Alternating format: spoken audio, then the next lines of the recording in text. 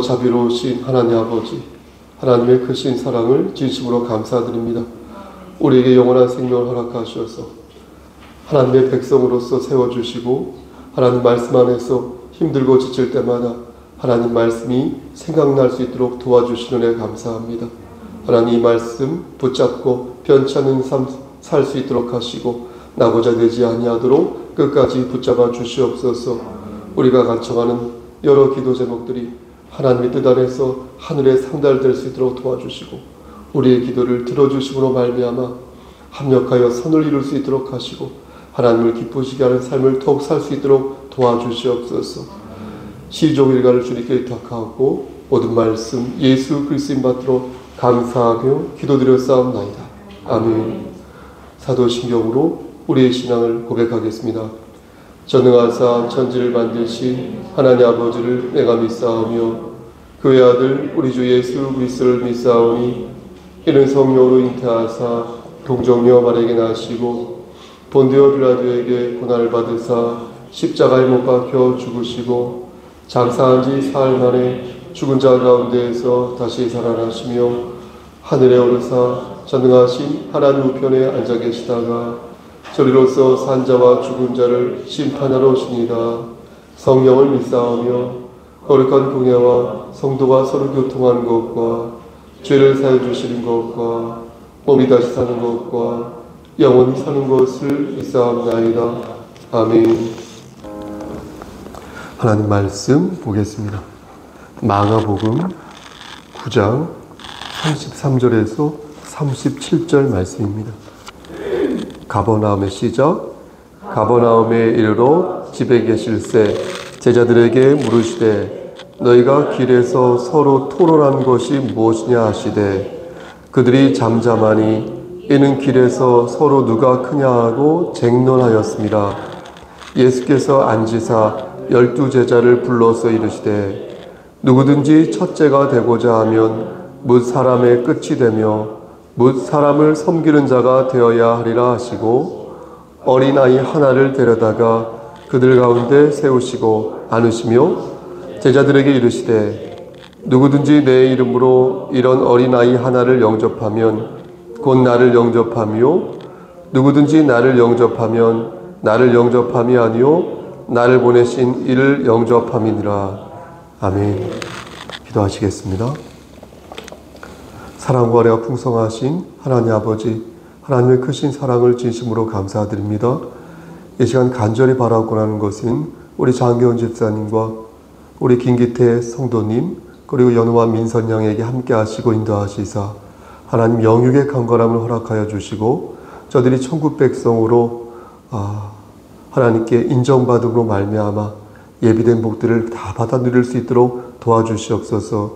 하나님 특히 우리 장기훈 집사님에게 함께 하시사 건강의 복을 허락하여 주시고 건강한 상태에서 그의 장기가 건강한 상태에서 하나님의 일을 감당할 수 있도록 도와주시옵소서. 특히 그의 심장을 하나님께서 어루만져 주시사 건강으로 세워주시고 하나님 말씀 안에서 예비된 복들을 다 받아 누리다가 먼 훗날 하나님 만날 수 있도록 도와주시옵소서. 하나님 우리 김기태 형제에게도 함께 하시사 건강의 복을 허락하시고 하나님의 주권을 받들며 교회 공동체 안에서 하나님 맡겨진 사명이 있다는 사실을 기억하여 하나님께서 그에게 지혜와 섬김의 마음을 허락하심으로 인하여 하나님 교회 공동체의 일원으로서 큰 일꾼 될 수 있도록 도와주시옵소서. 민선 양과 우리 연우 형제에게도 함께 하시사 솔로몬의 지혜를 허락하여 주시옵소서. 이 시간 하나님 말씀을 대언하고자 합니다. 하나님께서 함께 하시사 반듯하게 바르게 말씀을 전할 수 있도록 도와주시옵소서.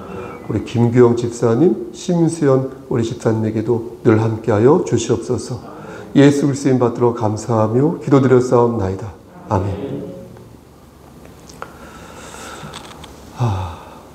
내 생각과 다르게 행동할 때 우리는 보통 따로 논다 이렇게 표현을 합니다. 예수님은 십자가에 달려 죽으심으로 인류의 죄를 사할 계획을 가지고 계셨는데 제자들은 예수님을 이 땅의 최고 통치자로 보고 그로 인해서 자신이 어떤 권세를 얻게 될 것이다 라고 믿었던 것입니다. 그러니까 말 그대로 따로 놀았던 것입니다. 따로 놀게 되면 오해가 생기고 그러면 싸우게 됩니다. 33절 말씀을 보시겠습니까? 33절 말씀을 보면 제자들이 길에서 서로 무엇을 하였다라고 말씀합니까? 그렇죠. 토론하였다라고 말씀하죠. 맞죠? 그런데 여기서 사용된 토론이란 단어는 우리가 생각하는 그런 격식을 갖춘 그런 토론을 말하는 것이 아니라 디엘로기조스테라고 헬라어 성경을 찾아보니까 이 단어를 찾아보니까 치고받는 논쟁을 가리키는 것이었습니다. 그러니까 제자들은 단순히 자신의 생각을 이렇게 표명한 것이 아니라 격식 있게 토론을 벌인 것이 아니라 상대의 입장을 막 깔아뭉개면서 논쟁을 벌였다는 것입니다. 그 모습을 예수님께서 보셨겠죠? 안 보셨을 리가 없으시겠죠? 그 모습을 보시고 예수님께서 제자들에게 야, 아까 너희들 길에서 뭐하고 있었니? 왜 그랬니? 라고 물으신 것입니다. 내가 볼 때 꽤 시끄럽던데 도대체 무슨 논쟁을 벌였길래 그렇게 행동한 것이니? 라고 물으신 것입니다. 제자들은 예수님의 질문에 답을 하였습니까? 그렇습니다. 질문에 답을 하지 않았습니다. 누가 더 높은지 그걸 가지고 논쟁하였는데 그걸 말씀드리기는 어떻습니까? 부끄럽잖아요. 속보이는 것 같지 않습니까? 그러니까 잠잠하였던 것입니다. 더욱이 바로 앞에 예수님께서 3명의 제자만을 데리고 변화산에 오르셨거든요. 그런데 그 상황에서 속마음을 드러내면 어떻습니까? 그것 때문에 너희들이 지금 싸움을 벌였구나 라고 말씀하실 것이기에 아무런 말도 하지 않았던 것입니다. 하지만 실제 제자들은 그 일에 대해서 무척 서운하게 생각하고 있었습니다. 어떻게 앞에 보면요, 베드로와 야고보와 요한만 데리고서 산에 오르실 수 있지? 이렇게 생각했던 것입니다. 그들이 변화산에서 보고 겪은 일들을 내려와서 다른 동료 제자들에게 얘기했을 거 아니겠습니까? 그렇죠? 근데 그 말을 듣고 너무나 질투심이 났던 거예요. 속상했던 거예요. 어떻게 같이 데리고 가시지? 그 3사람만 데리고 산에 오르실 수 있었을까? 너무도 속상하여서 그럼 난 뭐지? 나는 저 예수에게 어떤 제자이지? 라고 묻고 싶었던 것입니다. 그러면서 자동으로 서열이 정해진 것 같아서 서운해 죽겠는데 이미 예수님의 마음이 정해진 걸 가지고 이제 와서 뒤집기가 좀 그렇고 또 그렇게 말하는 것이 무슨 소용이 있겠나 싶었던 것입니다. 제자들은 예루살렘을 향하고 있는 이 시점에서 이제 조금만 있으면 예수님이 보란듯이 왕좌의 왕 위에 등극할 것이라고 믿었습니다. 그럼 본격적으로 이렇게 서열이 정해질 거 아니겠습니까? 그리고 그것에 따라서 권력을 행사할 수 있을 것 아니겠습니까? 그런데 이런 상황에서 예수님에게 예수님 저 참 섭섭합니다 라고 말을 하면 자칫 예수님이 수틀리셔서 맞죠? 수틀리셔서 긁어부스럼이 될 수 있으니 끙 하고 자신의 속내를 감출 수밖에 없었던 것입니다. 그런데 10장 37절 말씀 보면 어떻습니까?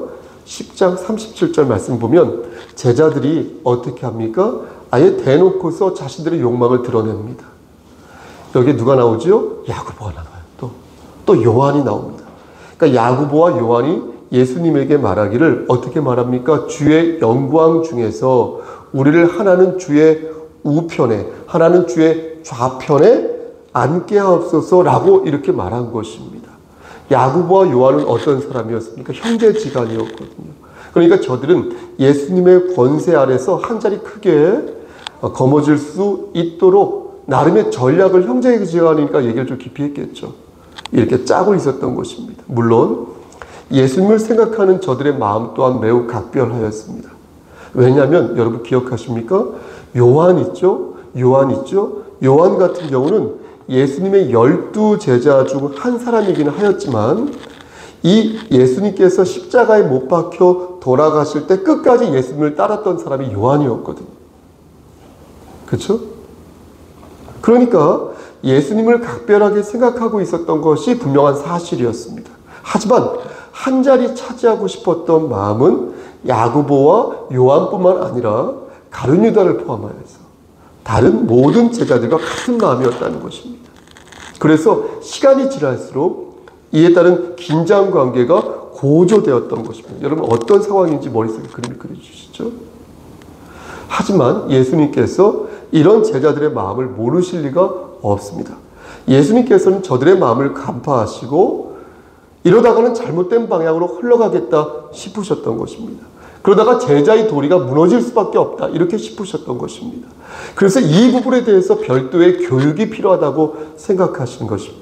그래서 제자들을 불러 모으시고 진정한 제자의 도리가 무엇인지 아느냐, 그리고 그리스도인이 가져야 할 진정한 야망이 무엇인지 아느냐 라는 것에 대해서 가르치신 것입니다.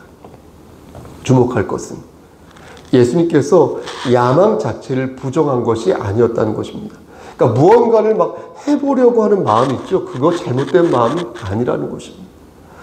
도리어 칭찬해 주어야 할 말이라는 것입니다. 마음이라는 것입니다. 마음이라는 것입니다. 그런 마음으로 오히려 아무것도 하지 않고 삶을 허비하는 그런 게으른 종의 모습이 안 좋다는 것이죠. 그러하기에 예수님께서는 제자들에게, 지금 우리에게 진정한 제자의 도가 무엇인지, 야망이 무엇인지, 야심이 무엇인지를 가르쳐 주신 것입니다. 그래서 오늘 본문 35절 말씀을 보시겠습니까? 35절에서 이렇게 말씀하고 계신 것입니다. 마가복음 9장 35절입니다.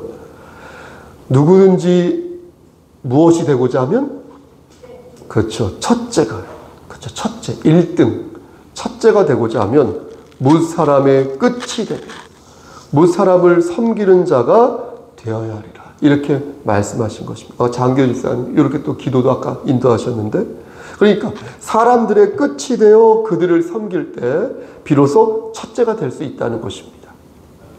다시 말씀드려서 예수님께서는, 잘 들으셔야 돼요 여러분, 예수님께서는 첫째가 되지 말라라고 말씀하신 적이 없다는 것입니다. 첫째가 되고 싶다면 어떻게 해야 한다고 말씀하셨지, 첫째가 되면 안 된다고 말씀하신 적이 없어요. 여러분, 첫째가 되는 것은 나쁜 것이 아닙니다. 여러분, 오히려 첫째가 되는 것은 우리가 노력해서 되어야 하는 것입니다. 하지만 그러기 위해서는 정확한 방법을 알고 있어야 한다는 것입니다.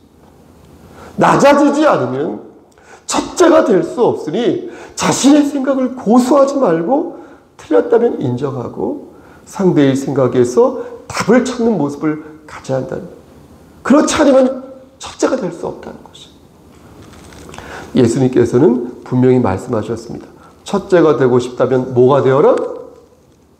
끝이 되어라. 그렇죠. 네, 맞습니다. 그것도 끝이 되어라. 사람을 섬겨라. 이 말을 바꾸어 말씀드리면 2등으로 너희가 섬기면 2등이 될 것이고 3등으로 너희가 섬기면 3등, 10등으로 너희가 섬기면 10등이 될 것이다. 따라서 1등으로 섬기면 1등이 될 수 있으니 섬기고 또 섬겨라. 이 말씀인 것입니다. 여기서 한 가지 드는 질문. 그럼 종이 되란 말일까요? 그래서 사람들 앞에서 굴종하라는 말일까요? 그렇지 않다는 것이죠. 그렇지 않다는 것이죠. 여러분, 섬기는 것과 굴종하는 것은 엄연한 차이가 있습니다. 여러분, 가만히 한번 생각해 보십시오. 가만히 보면 꼴찌인 사람들은 잘 섬기지를 못합니다. 저는 그렇게 보았는데, 대우만 받으려고 하지 섬기지를 못해요. 늘 대우만 받아요. 한 번도 대우를 섬긴 적이 없어요. 늘 그렇습니다. 늘. 누군가를 섬긴다는 것은요, 능력이 있을 때 가능하다는 것입니다. 종이 주인을 섬긴다는 것은요, 섬기는 것이 아니라요, 복종하는 것입니다. 복종과 굴종은요, 능력으로 하는 것이 아니라요, 자신의 그것을 그에게 맡기는 것입니다. 하지만 섬기는 것은 능력이라는 것이에요. 능력이 있으므로 타인을 섬기는 것이고, 능력이 있기에 타인의 말을 새겨듣는 것입니다.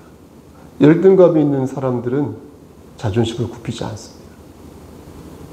잘 듣지 않아요. 자신이 있으니까 듣는 거예요. 우리가 하나님을 섬기는 것은 능력이 없어서 하나님을 의지하는 것이고요.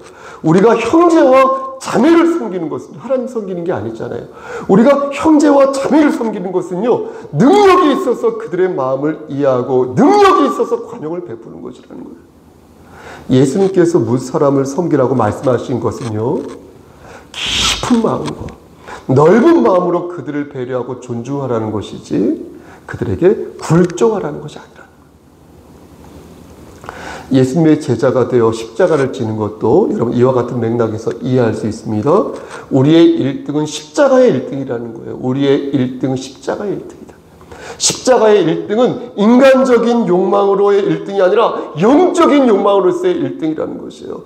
이 땅에서의 1등이 아니라 궁극적으로 하나님 나라의 신령한 차원으로서의 1등이라는 것이에요. 조금 더 어려워져요. 다시 말씀드렸어, 집사님. 사람이 인정하는 1등이 아니라 하나님이 인정하시는 1등이라는 것이에요. 그리고 그렇게 살다 보면 사람에게도 인정받는 그런 표현이 적합한지 모르겠으나 포괄적인 바로 십자가의 1등이라는 것입니다. 포괄적인 십자가의 1등. 이건 참 어려우면서도 이해하는 것이 어렵다는 게 아니라 실천하는데 어려우면서도 중요한 그리스도인의 인식이라고 생각합니다. 사람에게 인정받는 1등이 아니라 하나님께 인정받는 1등. 그러나 종국적으로 사람들에게도 인정받는 그런 포괄적인 1등. 저는 개인적으로 이것을 뭐라고 표현하냐면 보편적인 우주적 등극이다, 이렇게 표현을 합니다. 우주적인 등극, 다시 말해서 우주적인 도약이라고 저는 이해하고 있습니다. 보편적이고 우주적인 도약은 보십시오. 내가 이 땅에서, 보세요. 머릿속에 그림을 그리시면서 내가 이 땅에서 끈 하나를 이렇게 묶었어요. 운동화 끈을 묶으면 하늘에서도 똑같이 끈이 묶여진다는 것입니다. 내가 하나님의 영광을 위해서 어떠한 노력을 하였어요. 내가 가진 어떤 달란트를 발휘했어요. 내가 어떤 섬김과 봉사와 충성을 했어요. 그런데 이것이 직통으로 하늘의 상급이 된다는 그런 생각이라는 거예요. 전 이것을 그리스도인의 우주적인 도약이다 라고 인식하고 믿고 있는 것입니다. 이를 말씀으로 증거해 보면 마태복음 16장 19절 말씀이 그것이 되겠습니다. 이 말씀은 예수님께서 베드로에게 하신 말씀이 되겠습니다. 우리 이 말씀을 바르게 이해할 필요가 있는데요. 왜냐하면 그렇게 해야 우리가 지고 가는, 이렇게 우리가 지고 가지 않습니까? 교회 공동체로서. 그럼 우리가 지고 가는 각자의 십자가들이 나 혼자만의 우주적인 도약이 아니라 교회 공동체가 갖는 전체로서의 도약이라는 사실을 바르게 이해할 수 있기 때문입니다. 마태복음 16장 19절 말씀을 보면 제가 한번 읽어보겠습니다. 내가 천국 열쇠를 너에게 주리니, 예수님께서 베드로에게 하신 말씀이에요. 내가 천국 열쇠를 너에게 주리니 네가 땅에서 무엇이든지 매면 하늘에서도 매일 것이요, 내가 땅에서 무엇이든지 풀면 하늘에서도 풀리리라 하시고. 여러분, 이 말씀은 예수님께서 베드로에게 복을 주신 것인데, 예수님께서는 베드로에게 천국 열쇠를 주시면서 그에게 문을 닫고 문을 열을 수 있는 비밀번호, 통제권을 주셨다는 거예요. 베드로는, 잘 들으셔야 됩니다. 오해하지 마시고, 베드로는 원소유자이신 예수 그리스도에게 천국의 열쇠를 받은 것이고, 이로써 천국의 문을 열고 닫을 수 있는 권한을 갖게 되었다는 것입니다. 그런데 여기에서 중요한 것은 무엇이냐면, 그러한 권한이 베드로 자신에게 국한된 것이 아니라 예수님에게 위임을 받은 모든 교회에 해당한다는 것입니다. 아멘? 그러니까 천국 열쇠는 사도들을 위시한 이 땅의 모든 교회들이 하나님의 인정과 함께 자신들의 사역을 수행하고 그 권위를 세우는 데 있어서 필수적인 열쇠가 된다는 것입니다. 거듭 말씀드리지만 이 열쇠는 베드로 한 사람에게 주어진 열쇠가 아니고 또 여기 서서 이렇게 말씀을 전하는 저에게만 주어진 열쇠가 아니고 예수 그리스도를 구주로 영접한 모든 사람들이, 모든 교회가 받을 수 있는 열쇠라는 것입니다. 그러므로 그러한 열쇠를 받은 천국 백성들은 이 땅에서 무엇을 매면 하늘에서 매일 것이고, 이 땅에서 무엇을 풀면 하늘에서도 풀리게 된다는 것입니다. 이게 바로 우리가 하나님의 영광을 위하여서 무언가를 하였을 때 그 공로가 하늘로 직통된다는 거예요. 그 상급이 하늘로 직통된다는 거예요. 우주적인 그리스도인의 인식이 된다는 것입니다. 단 여기에는 분명한 조건이 있는데 여러분 그것이 무엇입니까? 그것은 바로 예수 그리스도에 대한 철저한 신앙 고백이 있어야 한다는 거예요. 그러니까 아침 예배 때마다 여러분 그렇게 하시겠지만 사도신경을 허투루 암송하시면 안 된다는 거예요. 반드시 예수 그리스도에 대한 철저한 신앙 고백이 있어야 한다는 거예요. 이러한 신앙 고백 아래에서 교회가 교회로서의 사명을 감당할 때 우리 날마다 우주적인 도약을 꾀할 수 있다라는 것입니다. 그럼 이러한 삶을 단계별로 나누어서 조금 더 설명하고 말씀을 마치겠습니다. 먼저 첫 번째 단계, 오늘 본문에 나오는 단계인데요. 정치적인 단계입니다. 정치적인 삶입니다. 이러한 삶은 남을 지배하고 싶은 마음입니다. 이런 마음은 누구나 가지고 있는 마음이지만 누구에게나 인정받지 못하는 마음입니다. 누가 잘난 척하는 사람을 좋아하겠습니까? 누가 자신의 머리 위에 막 군림하는 자를 좋아하겠습니까? 애들도 싫어해요. 정치적인 삶은 마찰이 일어날 수밖에 없고 늘 불씨를 가지고 있어서 폭풍전야 같은 형태를 띨 때가 많이 있지 않습니까? 제가 총회 가면 그런 생각을 많이 해요. 노회에서도 가끔씩 그런 생각을 할 때가 있어요. 이게 뭔가 싶기도 하고. 총회에서는 더 많이. 두 번째 단계는 어떤 단계냐면, 첫 번째 단계가 정치적인 삶이라면 두 번째 단계는 겸손한 삶, 겸손한 삶. 여러분 듣고 계신 거죠? 예. 겸손한 삶. 이러한 삶을 보편적으로 바라볼 때 반듯한 삶이 된다. 반듯한 삶. 하지만 그들은요, 칭찬을 들을 생각으로 그렇게 산다는 거예요. 칭찬을 들어야지, 내가 인정받아야지. 그래서 겸손한 삶을 산다는 것입니다. 매우 자연스러운 욕망이지만 그리스도인이 도착해야 할 성숙한 단계는 아니라고 생각합니다. 우리가 지향해야 할 모습은 겸손한 삶 이상일 거라는 거예요, 집사님. 원사님. 그러한 삶을, 그 이상의 삶을 우리가 추구할 때 비로소 자연스럽게 겸손한 삶을 살 수 있게 된다는 것입니다. 좀 어렵게 표현하자면 하늘을 봐야 한다는 거예요. 우리가 두 발로 땅을 딛고 있지만 우리의 시선은 머리 위로 두어야 한다는, 그렇게 할 때 걸을 수 있다는 것이에요. 경험의 세계를 사는 사람이 이상적인 하늘의 것을 추구할 때 그나마 반듯한 삶을 살 수 있다는 것이에요. 그럼 우리가 바라는 이상적인 삶은 무엇입니까? 그게 바로 세 번째 단계로서의 예수 그리스도를 닮는 삶이라는 것입니다. 여러분 아멘? 우리가 예수님을 닮는 것이 불가능하죠. 어떻게 닮을 수 있습니까?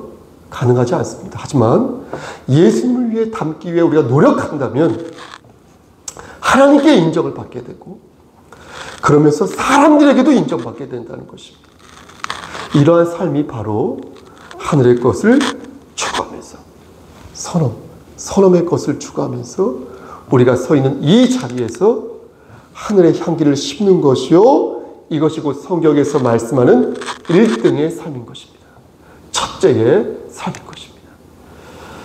말씀 마치겠습니다. 사랑하는 성도 여러분, 예수님께서는 오늘 본문을 들어 우리에게 말씀하십니다. 보십시오.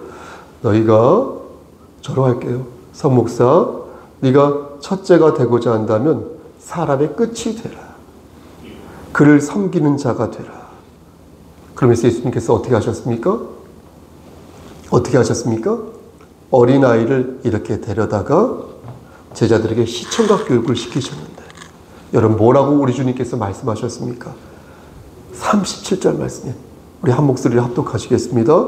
누구든지, 시작.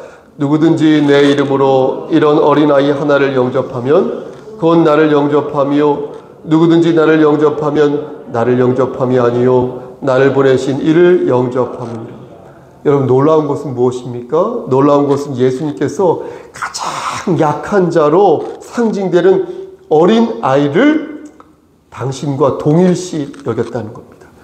굶주리고 헐벗은 그런 사람과 자신을 동일시 여기셨고, 가장 낮은 자와 궁지에 몰린 그 사람들과 자신을 동일시 여겼다는 것입니다. 여러분 왜 그러셨을까요? 왜 예수님께서는 어린아이 하나를 영접하면 곧 당신을 영접한 것이라고 말씀하신 것일까요? 사랑하는 우리 성석교회 성도 여러분, 누군가를 섬긴다는 것은 궁극적으로 예수 그리스도를 영접한다는 것입니다. 그럼 사회적인 약자를 돕는 것은 모두 다 예수 그리스도를 영접하는 것입니까? 그래서 무조건 어린아이는 바르고, 무조건 헐벗고, 무조건 줄인 자는 무조건 환대하고 영접해야 하는 것입니까? 예수님께서는 하나의 단서를 분명히 첨부하셨습니다. 여러분 그것이 무엇입니까? 말씀드린 것처럼 내 이름으로 이것을 첨부하셨다는 거예요. 내 이름으로, 예수의 이름으로. 내 이름으로 이런 어린아이 하나를 영접하면 곧 나를 영접한 것이다, 이렇게 말씀하셨다는 거예요. 예수님의 이름으로 약자를 배려하고, 예수님의 이름으로 을의 입장을 고려하고, 예수님의 이름으로 내 형제와 자매를 배려하고, 예수님의 이름으로 그들을 일으켜 세울 때 비로소 진정한 봉사와 진정한 희생과 진정한 순종과 충성이 될 수 있다는 것이에요. 그러므로 저는 오늘 본문을 들어 여러분들에게 이렇게 권면하는 것입니다. 귀 있는 자는 성령의 음성을 들으시길 바랍니다. 여러분, 정말로 1등이 되고 싶습니까? 그래서 1등의 기쁨을 하늘과 땅에서 모두 만끽하고 싶으십니까? 그렇다면 우리 주님께서, 예수 그리스도께서 원하시는 1등이 되시기를 바랍니다. 주 안에서 자신을 낮출 때 주께서 우리를 높이시리니, 인자가 온 것은 섬김을 받으려 함이 아니라 도리어 섬기려 하고, 자기 목숨을 많은 사람의 대속물로 주기 위해 오셨으니 예수의 이름으로 여러분에게 이미 주어진 천국의 열쇠를 사용하시기를 축원합니다. 많은 교회가, 정말로 많은 교회가, 주의 종들이 세상의 모범이 되지 못하고 있다고 말합니다. 우리도 그렇게 말을 합니다. 많은 성도들이 이 세상의 소금과 빛의 역할을 감당하지 못하고 있다고 우리 스스로도 그렇게 말합니다. 그렇죠? 하지만 그렇다고요, 이 세상에 답이 있는 것은 아니라는 것입니다. 비록 교회가 많은 부분에서 부족한 것이 사실이지만 하나님께서는 우리에게 제자의 도리를 가르치셨고 우리에게 천국 열쇠를 쥐어주셨으며 나아가 열심히 묻고 열심히 풀라고 말씀하셨다는 것입니다. 그러므로 교회는 어떻게 해야 되겠습니까? 포기하지 말고 끝까지 예수의 이름으로 진리를 사수하고 예수의 이름으로 진리를 전파하는 공동체가 되어야 할 것입니다. 저 좀 보시고요. 그러한 삶을 또한 사시기를 주님의 이름 받들어 간절히 축원합니다. 아멘. 기도하십니다. 하나님, 예수님의 이름으로 또한 하나님의 영광을 위해서 하나님 앞에서 진리를 수호하는 그리스도인 될 수 있도록 도와주시옵소서. 바르게 섬기는 자 될 수 있도록 은총 내려 주시옵소서. 예수 그리스도인 받들어 감사하며 기도드려 싸움나이다. 아멘. 주의 기도로 예배를 마친 후 잠시 묵상 기도하십니다. 하늘에 계신 우리 아버지여, 이름이 거룩히 여김을 받으시오며 나라가 임하옵시며 뜻이 하늘에서 이루어진 것 같이 땅에서도 이루어지이다.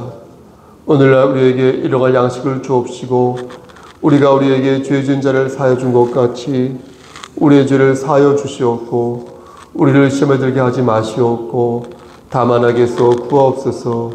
나라와 권세와 영광이 아버지께 영원히 쌓옵나이다. 아멘.